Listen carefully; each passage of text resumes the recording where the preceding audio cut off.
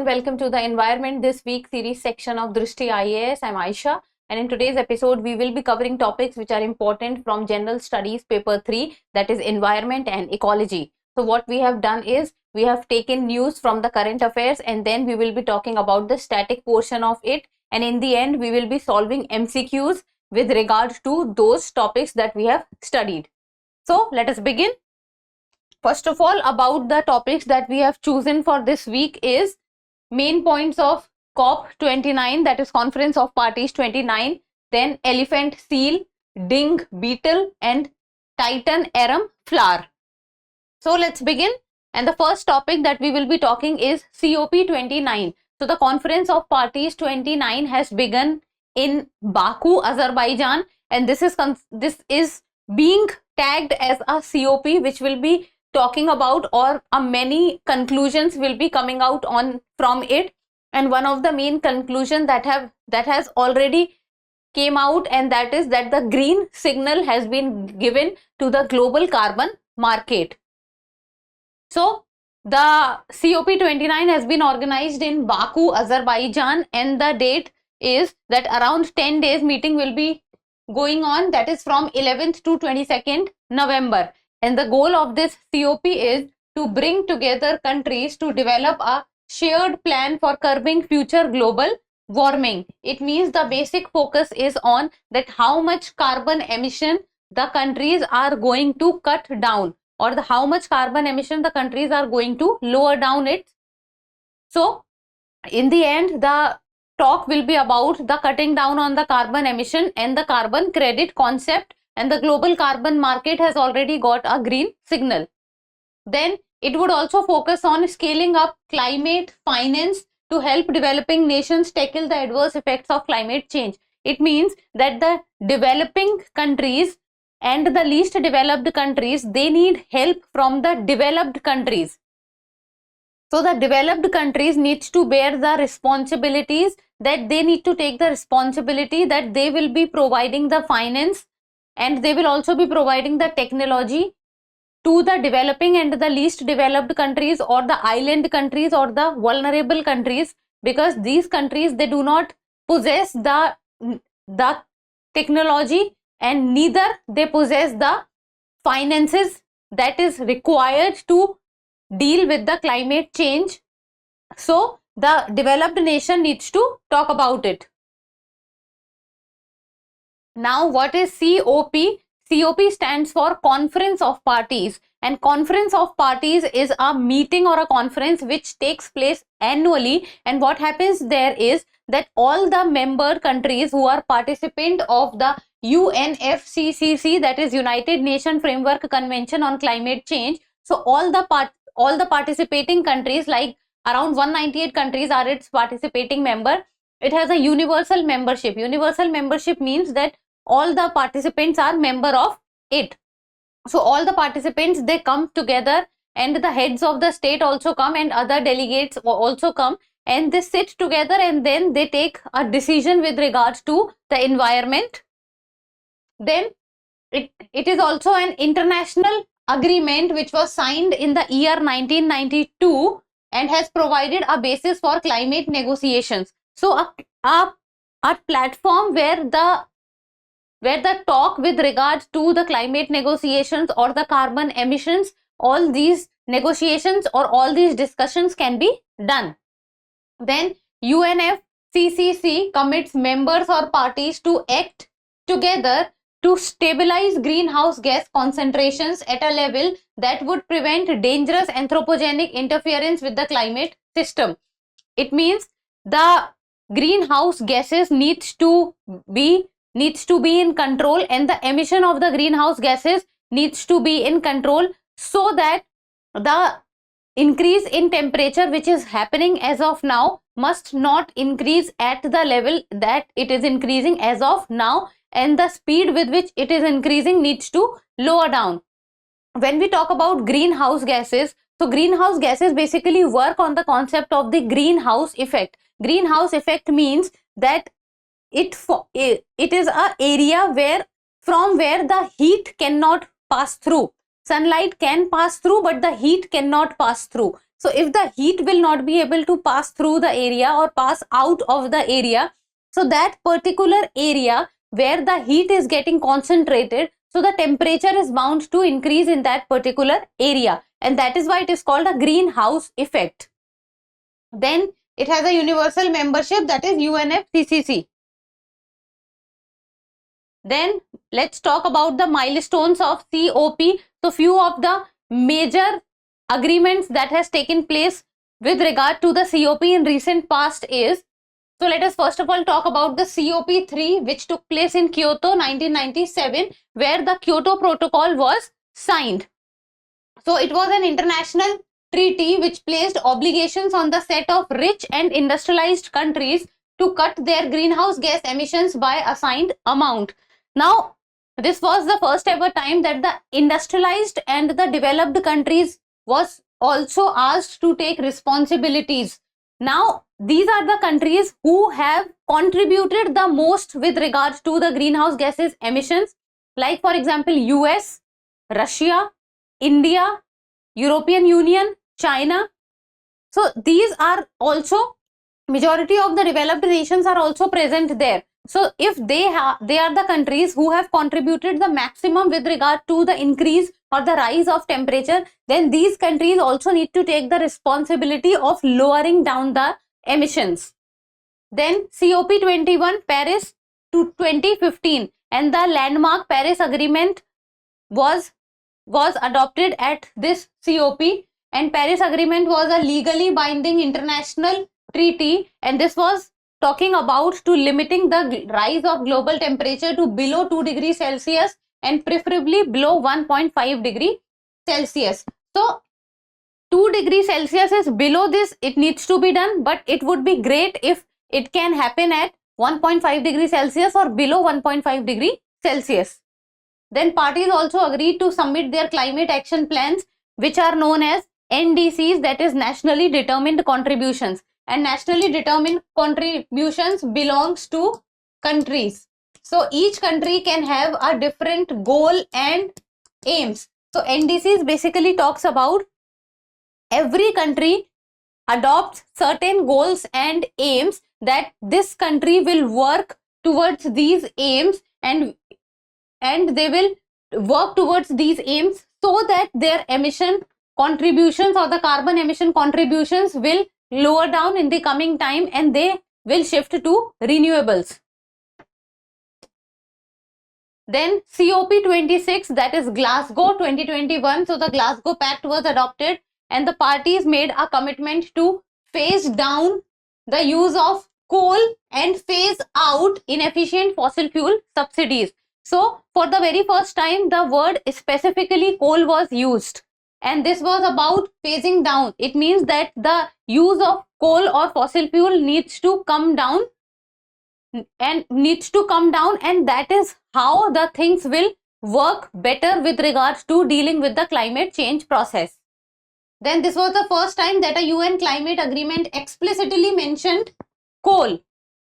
Then comes the next COP, and that is COP28, which took place in Dubai. So the loss and damage fund was officially launched. So whatever the loss has been done of different countries, and the countries who are suffering not because of what they have done or not because of what they have contributed, because some other developed country has contributed to the global carbon emissions, and the other vulnerable or island countries are suffering because of some other countries making contribution with regards to increasing temperature or with regard to increasing the carbon emissions.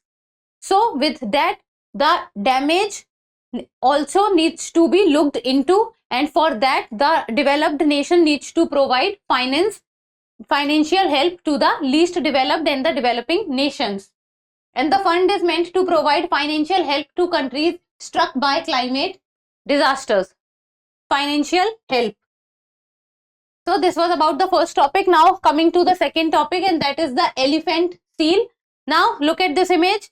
The name itself is telling that because this seal is so big in size or very huge in size, and that is why the name elephant seal has been given to it. So there are two large groups of elephant seals, and that is the northern elephant seal and the southern elephant seal. So the northern elephant seal are basically found in region around California, US, and the southern elephant seal is found in Antarctic region. And Antarctic region is basically known for the presence of seals. Then the color of these seals, northern elephant seal are yellowish or grey brown in color, while the southern elephant seal are blue or grey in color. Then the males have a large snout. Now look at this image. So the males have a large snout, and because of this also, because of the presence of this large snout, they are known as elephant seals, and this is from where they have got their name. And if we talk about the male, so male are much larger in size as compared to the females, and the length of males are approximately 6.5 meters, and the weight is about 3530 kgs. And if we talk about the females, then the length of females is 3.5 meters and the weight is around 900 kgs. Then if we talk about the food that these elephant seals eat, so that is fish, squid or other cephalopods. Then during the breeding season, elephant seals becomes aggressive in nature, and they become very aggressive towards each other during the breeding season. Then northern species is non-migratory. So the northern species which are present around the areas of California, they are non-migratory in nature. And these seals do not have ears, external ears. So if you are able to see that ears are not present in the seals. So this was about the second topic, and that was elephant seal. Now coming to the third topic, and that is the dung beetle. So this is how a dung beetle looks like. Now the dung beetle, if we talk about the scientific name, then that is Onytis bodati. Onytis bodati. So the dung beetle species, they belong to the genus Onytis. And how does they look like? Then the males of most species have distinctive forelegs that are long, slender and curved, often with teeth or spines. So look at these legs. So these legs are long, they are long, they are slender, so they are not very thick. So they are long, slender and curved. So if the legs will not be curved, then they will not be able to walk the way they walk. And beetles, you know, they are small in size and they are able to move around things, and that is why they need curved legs. Then previously they were found only in Vietnam and Thailand, but now they are found in other places also. If we talk about the ecological significance of beetle, then they are known for their ecological functions such as seed dispersal, nutrient cycling and pest control, and plant growth. Now plant growth is also related to seed dispersal. Now if we talk about seed dispersal, so beetles, because of their characteristic of moving from one place to another place, or moving from one flower to another flower, or from second flower to third flower, so they tend to carry the seeds which are present in one flower to another flower. So this process also helps in pollination. Then nutrient cycling, because they also carry nutrients with it from one place to another place. Then pest control, because they eat or they feed on many of the insects which are also present on the plants or flowers. Then if we talk about the threats on the beetle, then that is habitat destruction, climate change posing significant threats. So one biggest threat is climate change, because of the climate change, the temperature that they are very much used to living is also increasing. So basically this cycle is what they have to look into, and slowly and gradually they also have to change the way, or change or adapt to the way how the environment around them is also changing. Then if we talk about the ecological importance, so the beetles are very much important for maintaining the balance in the environment. So for the ecological importance, they accelerate the process of decomposition of manure, which help convert them into nutrients useful for plants and other organisms, and they are important. soil in they have an important role in soil health and ecosystem functioning. Also, their presence also helps in pollination process, and they are also good indicators of environment, like for example food chain or food web. They also work well as they feed on pests, so they tend to protect the flowers or also the crops. Now comes the fourth point, and that is the Titan arum flower. As you look at the image, so very easily you are able to find out that this flower is one of the longest flower or one of the largest sized flower which has been found till now. So it is one of the world's largest flowers, bloomed in Australia. So it has bloomed in Australia, and it grows over 10 feet tall and blooms once a decade. Once a decade means once in 10 years. And it is 10 feet tall. 10 feet tall, you can imagine that how tall it is. Much taller than me and you. And the structure, if we talk about, then it has a tall, pale yellowish phallic structure rising from the center. So this is the phallic structure which rises from the center, and it is tall in height, and the color is pale yellowish. Then the base of the flower has a corm. Base of the flower has a corm. Then it is an underground energy storing structure which supports 10-year bloom cycle and 6-month fruiting period. So the fruit period is 6 months and the bloom cycle is around 10 years, as it blooms once in a decade.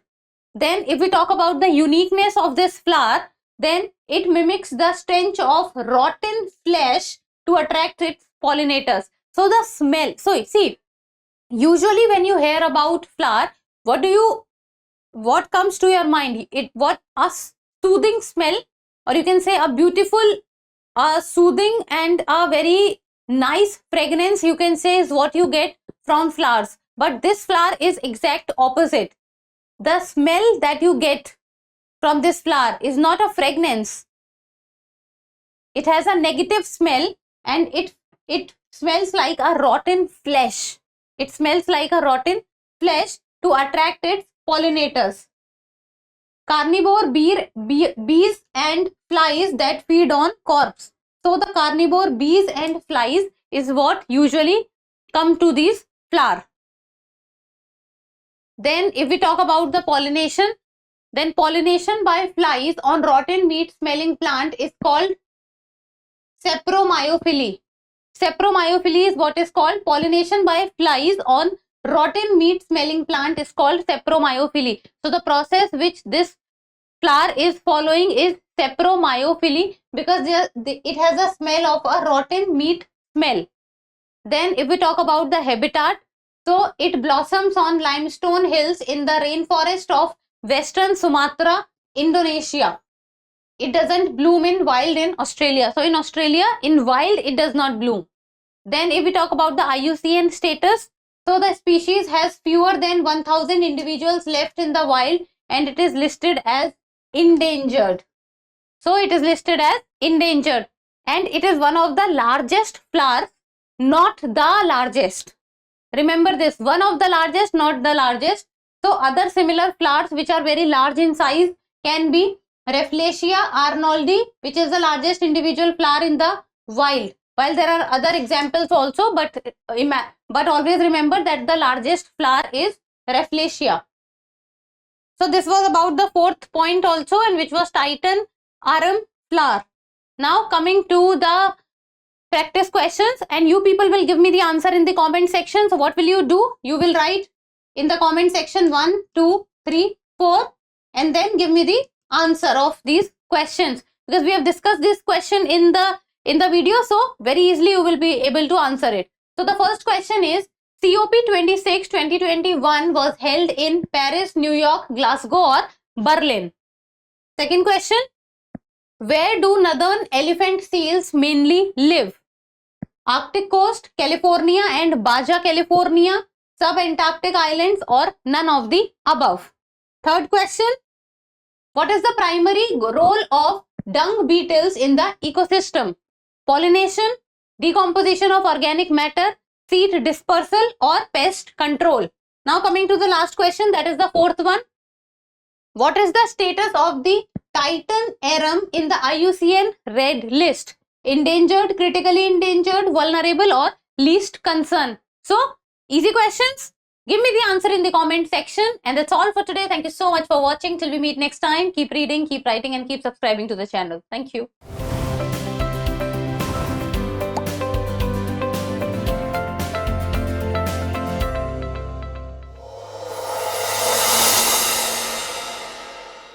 For more informative content, like, share and subscribe, and do not forget to press the bell icon to get the notifications.